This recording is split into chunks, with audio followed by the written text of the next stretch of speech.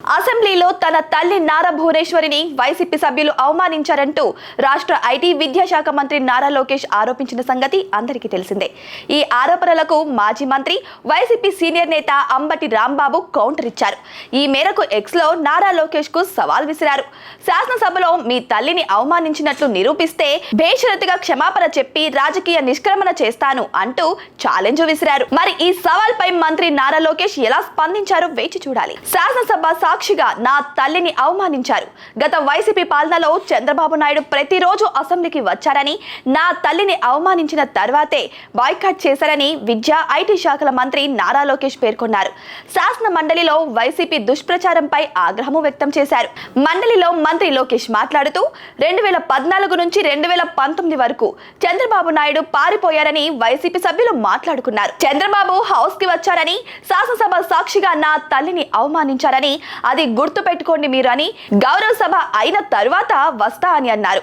నా తల్లిని అవమానించారు. ఈ రోజు కావాలని సోషల్ మీడియాలో పోస్టులు కూడా అదే విధంగా పెడుతున్నారు. నా తల్లిని అవమానించారు ఆ రోజు, మీకు గుర్తులేవా ఇవన్నీ అంటూ మంత్రి నారా లోకేష్ వైసీపీ ఎమ్మెల్సీలపై మండిపడ్డారు. నా తల్లిని అవమానించారు గనుకనే చంద్రబాబు రాలేదు. ఏపీసీసీ చీఫ్ వైఎస్ షర్మిలని అవమానిస్తారు, విజయలక్ష్మిని అవమానిస్తారు, నా తల్లిని అవమానిస్తారు. ఇవన్నీ గుర్తులేవా మీకు? నేను కూడా మాట్లాడవచ్చు, కానీ ఏనాడు మేము మాట్లాడలేదు. జగన్ రెడ్డి కుటుంబం గురించి మేము ఏనాడు కూడా మాట్లాడలేదు అని మంత్రి నారా లోకేష్ వెల్లడించారు. మా సభ్యులు ఏనాడు కూడా ఇంత అసభ్యకరంగా మాట్లాడలేదు, కానీ శాసనసభ సాక్షిగా నా తల్లిని అవమానిస్తే ఊరికే కూర్చుంటామా అని అన్నారు.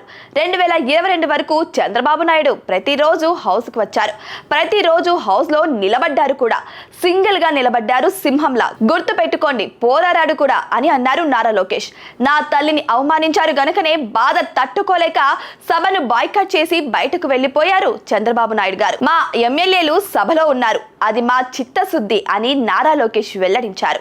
బొత్స సమర్థించడం సరికాదని, వైసీపీ ఎమ్మెల్యేలు సభకు ఎందుకు రావడం లేదని మంత్రి నారా లోకేష్ ప్రశ్నించారు. జగన్ రెడ్డి కాకుండా 10 మంది ఎమ్మెల్యేలు ఉన్నారు, వారు రాలేదు. మా తల్లిని అవమానిస్తే కూర్చుంటామా? మాట్లాడవద్దామేమో? మేం మనుషులం కాదా? తెలుసుకోకుండా ఏది పడితే అది మాట్లాడుతున్నారు అని నారా లోకేష్ ఆగ్రహం వ్యక్తం చేశారు. అయితే ఎవరిని అవమానించినా ఎట్టి పరిస్థితుల్లోనూ తాము సమర్థించడం లేదని శాసన మండలి ప్రతిపక్ష నేత బొత్స సత్యనారాయణ చెప్పుకొచ్చారు. ఇందుకు మంత్రి నారా లోకేష్ కౌంటర్ ఇచ్చారు.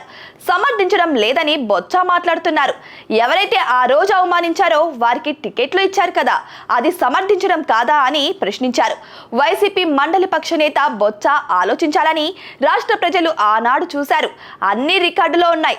బొత్స ఎందుకు సమర్థిస్తున్నారో నాకు అర్థం కావడం లేదు అని నారా లోకేష్ ప్రశ్నించారు.